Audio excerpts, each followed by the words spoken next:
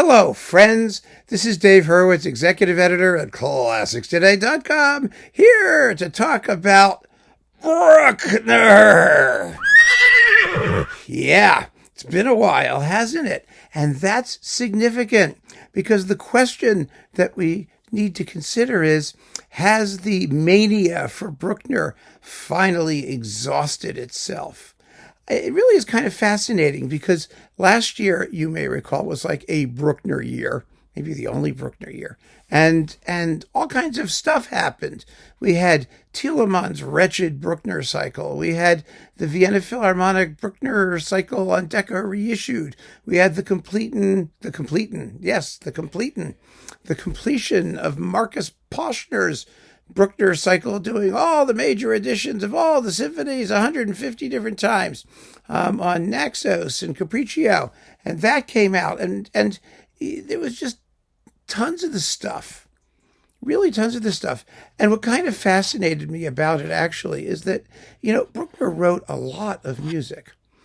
He only wrote his symphonies in the latter portion of his life, after he was in his 40s. And then he churned out symphonies and, a couple choral works, but we didn't get many versions of the three major masses. We didn't get versions of all of the earlier stuff that he wrote. It was almost all sacred music, but there's quite a bit. And some of it's quite lovely. I mean, at least some of it hasn't even been recorded. And there was no interest whatsoever in doing something more comprehensive. For example, performing his 850 contrapuntal studies or something like that he wrote in all of his little notebooks, which he preserved, religiously. Well, he did everything religiously, but preserved them with great dedication.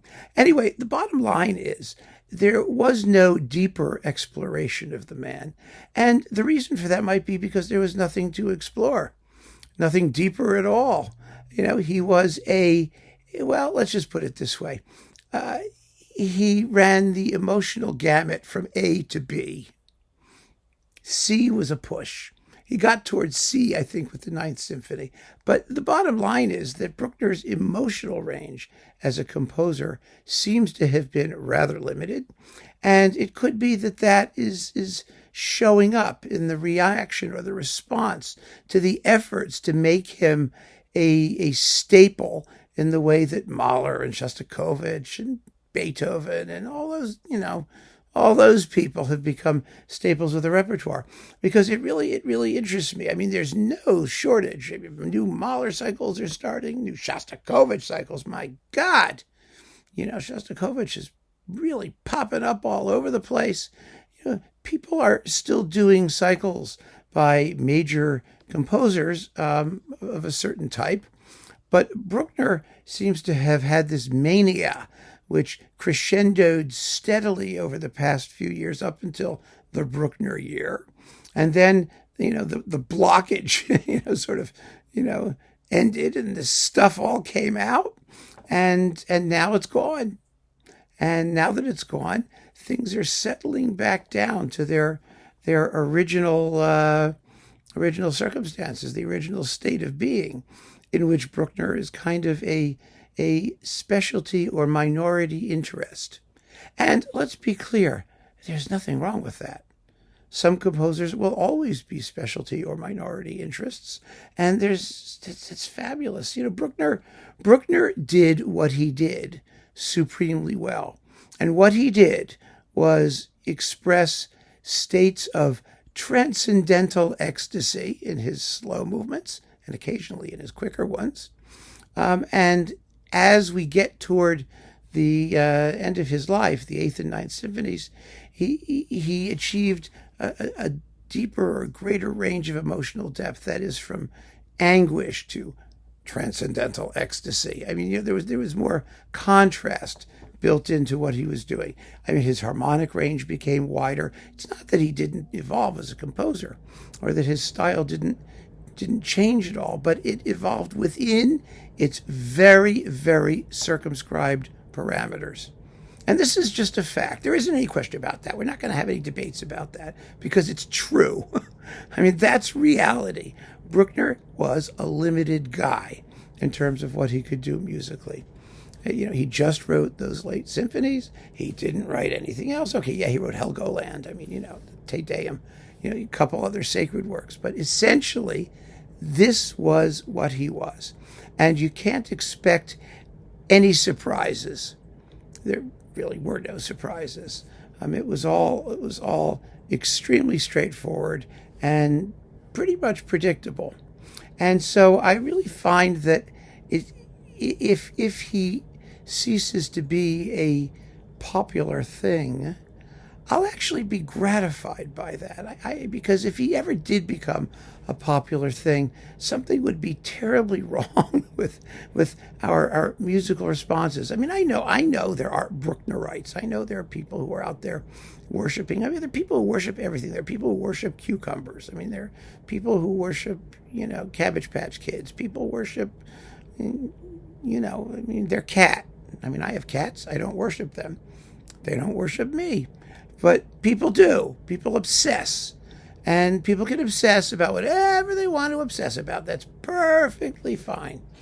But for the rest of us, for the gigantic realm of music that we're talking about, the range of music, the possibilities of music, the extent of it, Bruckner will be a niche. And that's a good thing. People will encounter him and revel in the special qualities of his music.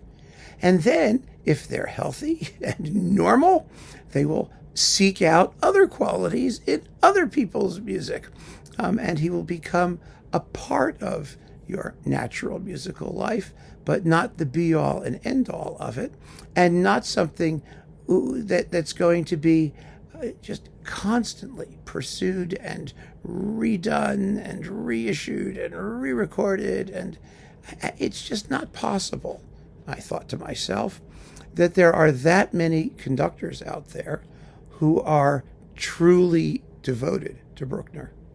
There just can't be. He's too strange. He's too abnormal.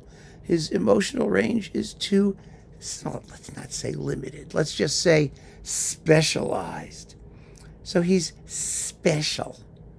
And the number of people who are special is definitely going to be restricted. And I just think that this is great.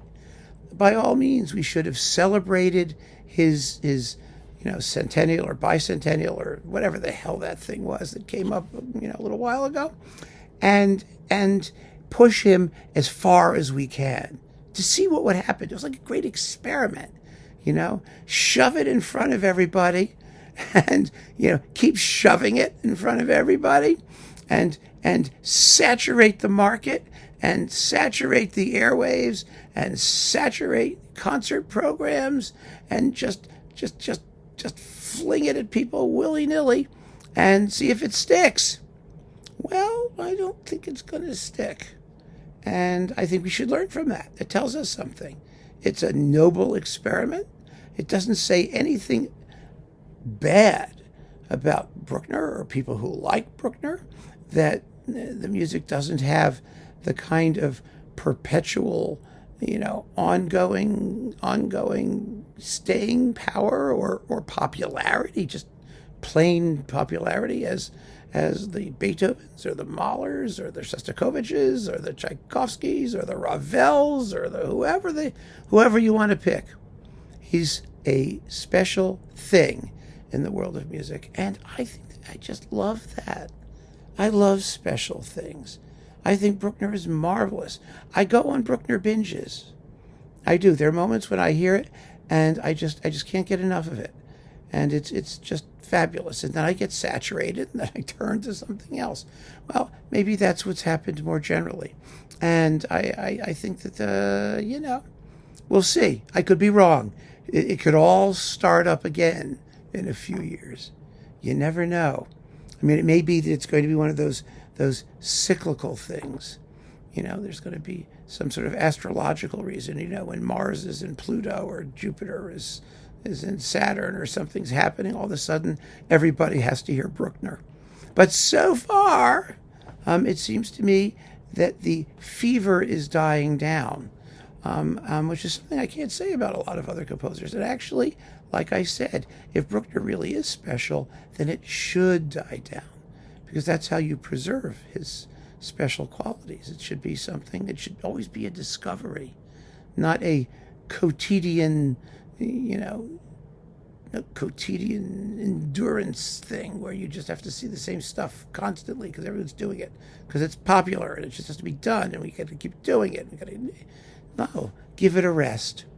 Give it a rest and cherish it and treat it as something that deserves to be regarded with maybe a certain reverence and a certain amount of care and even love. There you go. I said it. The L word.